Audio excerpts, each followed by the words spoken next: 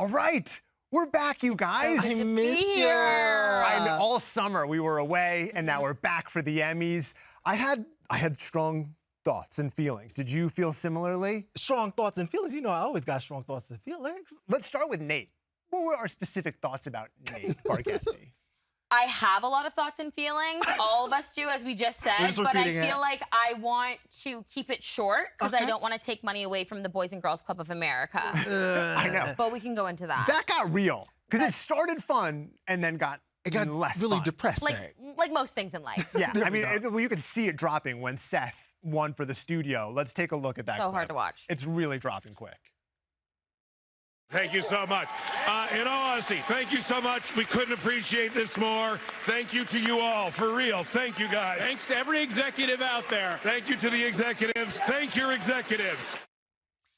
It's in the negatives. It's been in the negatives. Studio's draining money. It seems familiar. Yeah, the irony. It seems familiar. You know, the irony. The intention was like exciting. It was like, oh, let's gamify this. But then once it really started dropping, I was like, this is feeling dystopian. Like, why? This is Hunger Games. But why the are we fact doing that this? we were excited about gamifying charity just shows where we are. Yes, but what I was expecting when he brought that up was to see people kind of get into it and make quick speeches in an effort to try to contribute money to the pot. Yeah. But you didn't see that. You saw people just get up and speak at their own leisurely pace. And when you saw the money drop, it was like, oh, wait a minute. And they were like, I'll pay for it. Yeah, we're not adding. But I also feel We're like it's like the bigger picture of Hollywood a lot of the times. It's like the intention was good. They wanted to do something good, give back to charity, but then they ended up talking about themselves more than the charity. And then everybody in the audience started speculating about how this was bad and putting a bad name to it. So I feel like it was very like Hunger Games-esque, very dystopian. And it felt like that episode of The Office, Scott's Tots, where Michael Scott said he was going to give everybody a college education and then had to take it back. It was like, and it wasn't just a charity, it was taken from children, too, which was very... And by the way, the children were there, and my big... The children were there! They were witnessing their money going away. They looked sad when they were walking off. Them telling them Santa wasn't real, like literally. Wait, by the way, I feel like they need to go to bed. Like they were up too late, and they kept going back and forth. Like send the kids to bed and send them a check. You know who else needs to go to bed right now? I feel like maybe Nate. Because this bit, like when it was that bit, that was when Nate was at his best. Sure, yes, he understood rooting that. for him. Yeah, the rest of the time I was like, oh, what's? And I'm a fan of Nate. His stand-up is really great, and I was excited for him to do this job.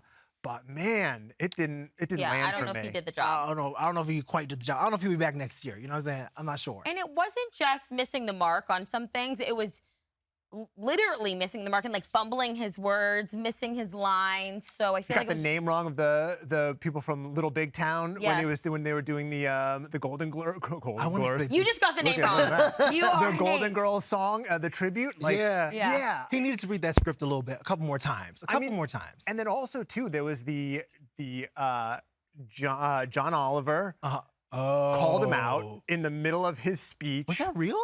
I think it was, because I don't think John plays with stuff like that. When you're like, it's little kids. John likes to go out after powerful people, not charities and kids, right? Unless people are abusing that situation. Most people don't.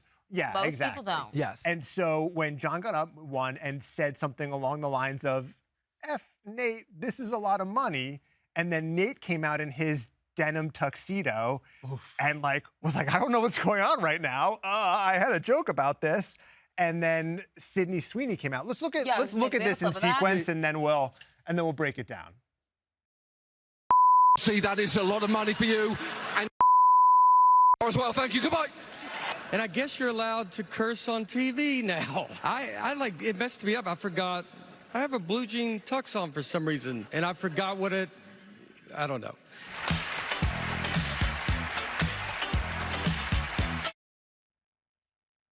Okay.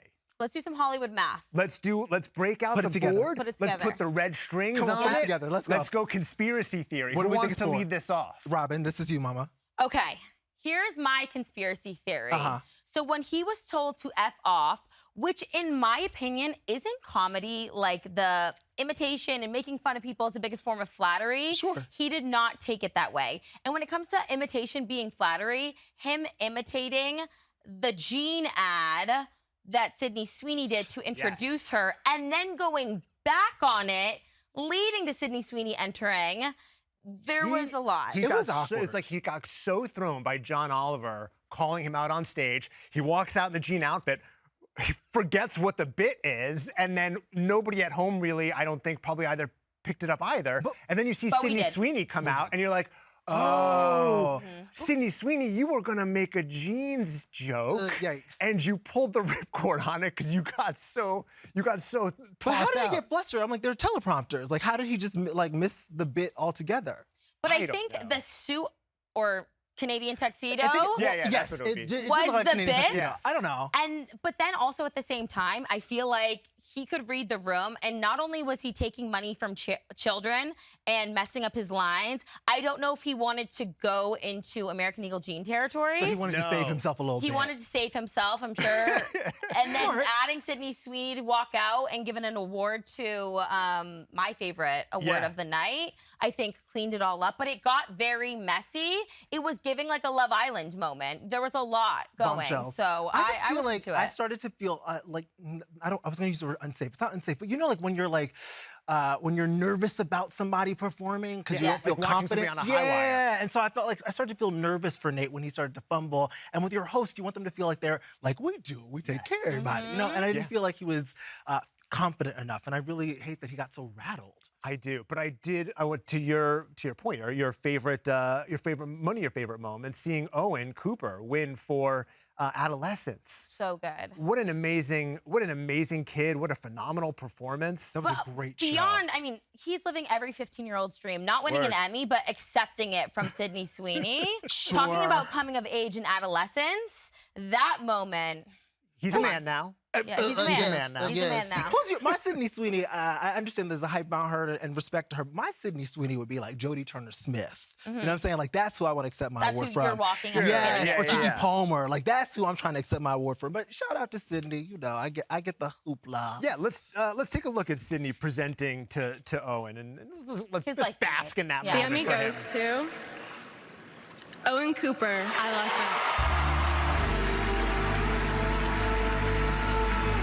Like I was nothing about 3 years ago. I'm here now. So I think if you're listening, you're focusing, you just step out your comfort zone a little bit. Who cares if you get embarrassed? And I hope you all have an amazing night and good night.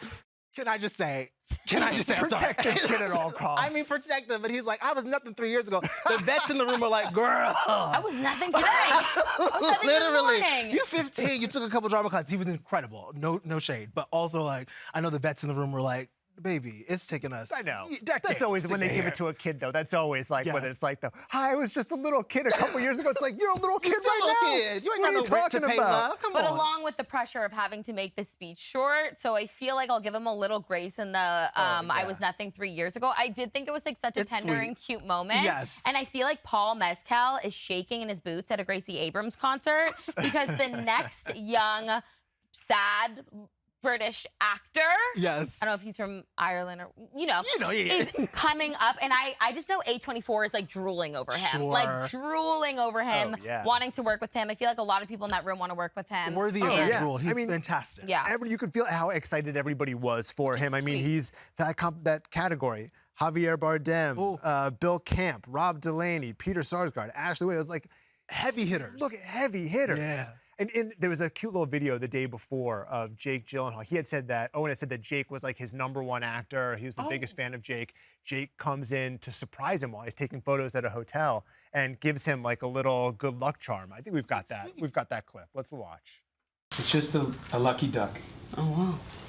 Oh Keep it in wow. your pocket. Oh thank you. To give you a little bit of luck. Thank you. Thank you so much. Of course. So there was multiple camera angles of that interaction. So I don't know if it was he happened upon him at a photo shoot at a hotel. no. There must have been a They planned publicist. Well, he also brought the lucky duck that he got from his exactly. first Academy Award nomination too. No, it wasn't just. But I'm sure he can give him chance. some advice, hopefully not dating advice, but that is very sweet. And I hope that everybody, like you said, kind of like takes care of him and guides him through it. And I feel like at these award shows, it can be like a lot of the same people, a lot of the same things over and over again, the people that we've been seeing for so long. But when you see somebody young and up and coming really making their mark on Hollywood for the first time, it's like something you'll remember, and it's special. inspiring, yeah. Man, Adolescence really cleaned up this year. It Yes. almost dominated all of their categories. It was, I mean, it was, as a parent, that's a tough show to watch. I mean, mad props them for everything that they did, the creation, the way that they shot. But man, the one shot is just so impressive, and the work it took. I think they really treated it like a play. They rehearsed it like.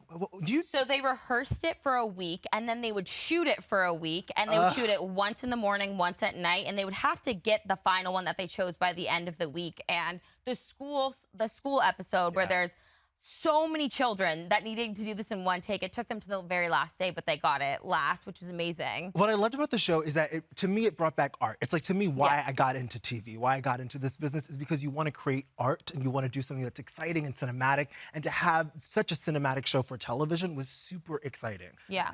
Bringing art back into TV, yes! right? I mean, I love my Love Island. You know, that's also art. But I think that's how people are kind of feeling about The Pitt, which also cleaned up tonight. It is one of those old school shows that 15 episodes made for not a lot of money on a soundstage here in California that like us, just like The Pitt. Is anybody sick? Is anybody's appendix about to burst? I always get it wanted to play a going. doctor. See, I'm still a Grey's Anatomy girlie, but I will come to The Pitt. I hear The Pitt is everything, but It's amazing. I mean, it's John Wells and Noah Wiley who were together on ER way back in the day, and you know Noah had I think 5 nominations from his time at ER and it never won. And tonight he gets the opportunity to win for Best Actor in a Drama Series.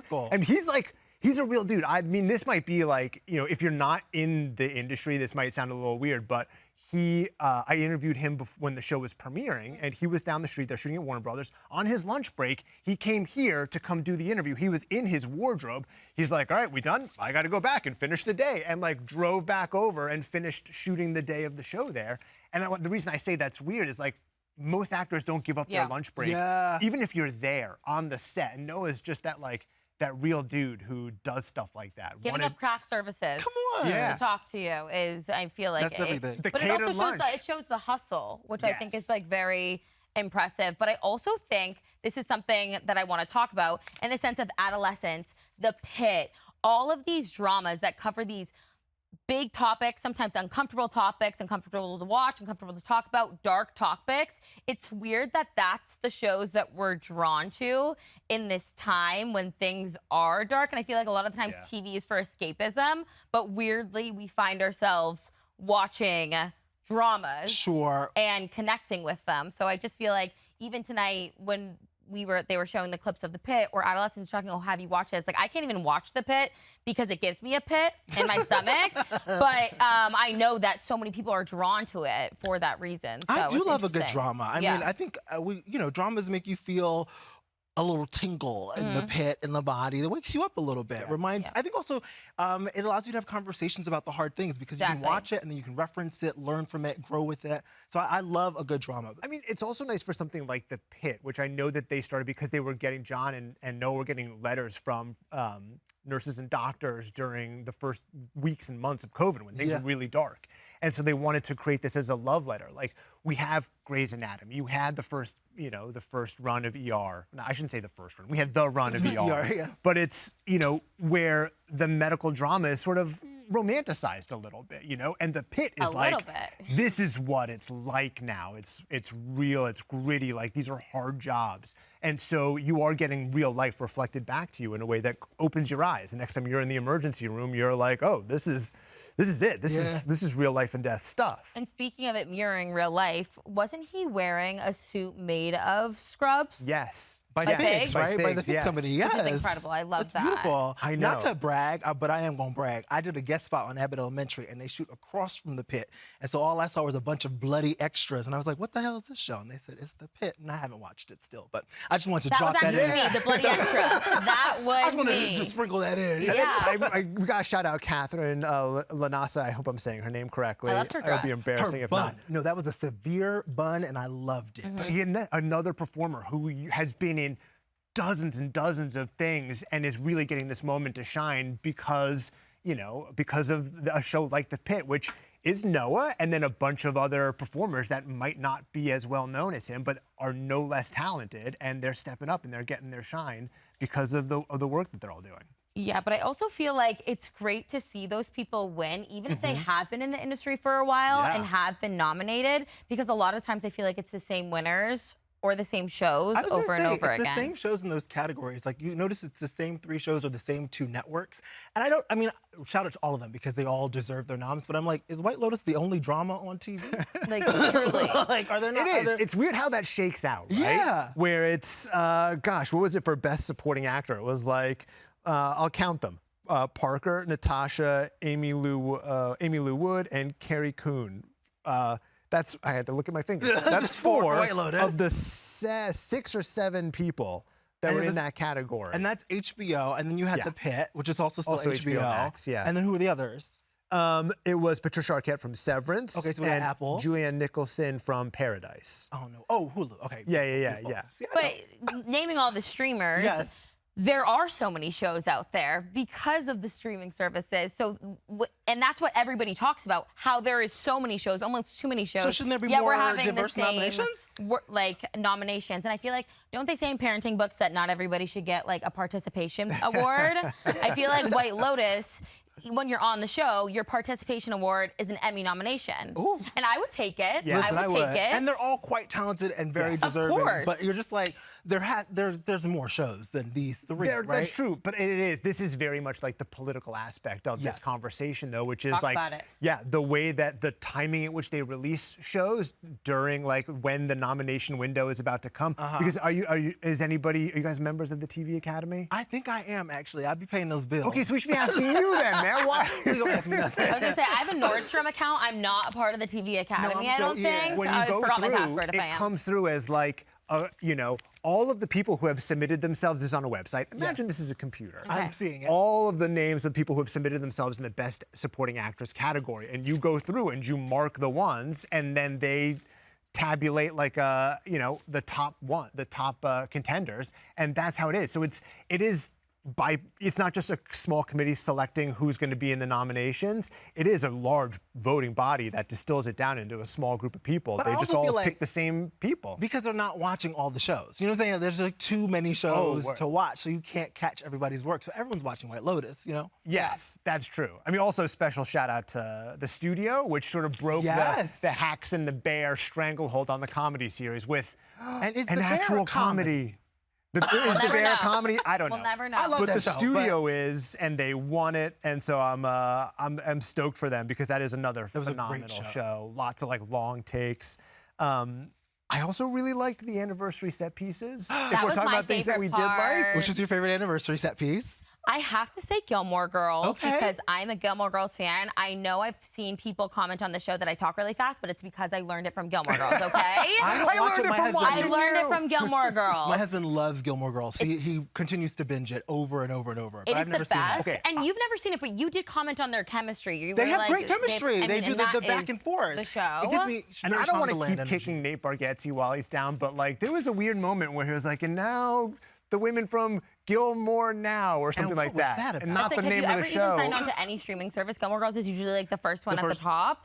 And their little speech was about how like they didn't have a lot of budget while they were filming, which could come off as a little out of touch, which is perfect for Lorelai and Rory. Like that is very That's their on brand. vibe. That is their vibe. I do wish Kirk like came across and like gave them a microphone and had an odd job. But I have to say the Gilmore Girls one was my favorite by far. And they Okay. look great. They do look Yeah. great. Mine was Golden Girls. I loved having Reba come out and sing with those other I don't know those ladies. A single mom who works 2 jobs. Exactly. singing Neither does Nate Golden Girls. Bargatze, so it's totally fine. There, sorry to Nate Those Bargatze. 2 nice women. Those 2 lovely women were Yeah. Reba, because Reba's my girl. Reba looks good, by the way. Oh, yeah. Reba's hair, the face is pulled. Reba is that girl, okay? Always. So I love the singing, but there is a gospel remix of that theme song, and that's what I really wish was on there by Aaron Scott, and I would have lived to get a little do-do-do-do-do-do. We just got it. You just got it. We just Period. got it. Period. While Period. we're talking Reba got engaged today. Did she? What? To her partner. She's no longer a single mom who works 2 jobs. She is not. Reba! I can't. I'm blanking on his name right now, It's but he's okay. on there. He's on Happy's place with her.